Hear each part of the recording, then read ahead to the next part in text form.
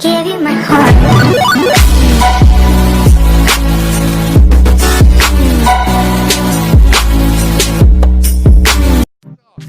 Take his first ever Grand Prix win. I've never seen Hervé Poncharal, and he's a man who's been there, done that, quite so nervous. This is the Dutch TT Moto Grand Prix. It's go. Great start from Marc Marquez, and also from the soft tyre shod M1 Yamaha of Johan Zarco, and Zarco muscles his way round the outside of Marc Marquez into turn one.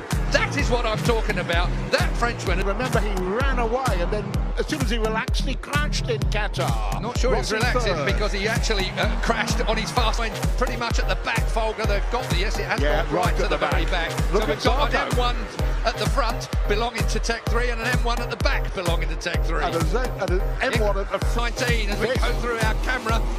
Oh, nearly literally. Look at that. Well, I'll tell you what, Valentino Rossi, they were talking about...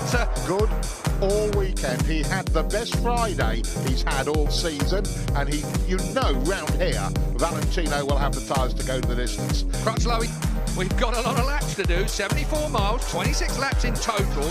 Has he done the full race distance? Certainly the temperature is about right to keep it working for him. We're going to have to wait and see. Zarco's so gentle the way he keeps going then. It is Marquez still in second place. He's the fastest lap, 1:35.001 for Marc Marquez. Bautista and Redding. Bautista goes through on Redding. Does Redding cut straight back underneath him? Not quite this time. The standard setting, Keith, is medium front for the vast. No asymmetrics on the front this weekend either. The symmetric front tyres, which I've got to say, most of the top men seem to prefer, Julian. That's the case, Keith. There you are again. Marquez has closed that gap. Diller can go with Johan Zarco while he leads across the line to start. 23 laps to go. Zarco, the first Red Bull rookie to have pole position in a Moto Grand Prix race. Yeah, he was the first Red Bull rookie champion, so the first graduate of the rookies. Pretty impressive, isn't it? So, in fact, Michelin always left rubber. You could always follow a Michelin man around a racetrack just by the lines that they were stuck to the deck. Vinales has gone past Crutchlow up to 9. He has. Crutchlow then dropped some... As you said earlier, Scotty has 4 minutes there. It's Vinales. You know, Dave. Fastest lap on the Suzuki, Jules. Out of this race, Dobby currently 7th, championship leader Vinales currently 9th. So Dobby will be closing it down still further than that championship lead that is currently 7 points. As Jules looking back down the order, there is Jack Miller with Aleix Espargaro right behind him. Aleix Espargaro out-qualified by his teammate Sam Lowes, but making up for it on race day. Yeah, will those Aprilias hold together? They lowered the overall revs on the Aprilias again. This is the third time they've taken a third place man, Marquez and Rossi. How long do you have to be off the throttle through some of the corners here nowadays? That long horseshoe of turn 1 and then this one at 5 onto the back straight now. So you certainly couldn't say 12 months ago. And the track this year as well has been a little slipperier than we remembered it in the past. Certainly in the wet, it used to give massive grip.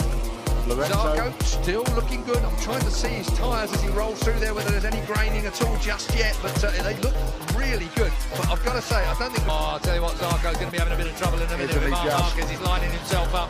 And we know what Marc Marquez and Rossi can do down into that chicane, don't we? To each other. Yep. I think Zarco's pace is great, but it ain't going to be good enough. I think you are right. Is Redding closing the gap? 2 seconds, no, he's not. It's staying constant. Not just medium rears, they've gone with hard. You know they've lost a bunch of places just now. He's still there, but Andrea must have had a moment. Chassis, well, if he is, he's using a completely different tyre combination to the man out front who's on the old chassis. That is Zarco. Well, Valentino's certainly using the new, in inverted commas, chassis. Oh, here we go. Valentino's through. He's decided, and that might be because Zarco is just pulling away a little bit. So Valentino, he's looked comfortable behind Marquez. He's looked like he's got that pass in him all the time. He's looked comfortable always. It is. Here he goes. Just breaks it into... Yeah, nice and neat stuff there. Vinales can now close the gap. He's in 5th place. He's put Redding behind him to 6th. So can Vinales now bridge the gap? It's 3.2 seconds. You can see it on your tower on the screen. Back to Marquez's tyre choice. There are no other Honda. 5. Valentino Rossi does indeed go to the front of turn 1. That's what he did to Marquez last time round. The Doctor's fans in the Doctor's stands go mad. And the Doctor is out front, causing the issue a little bit too quickly.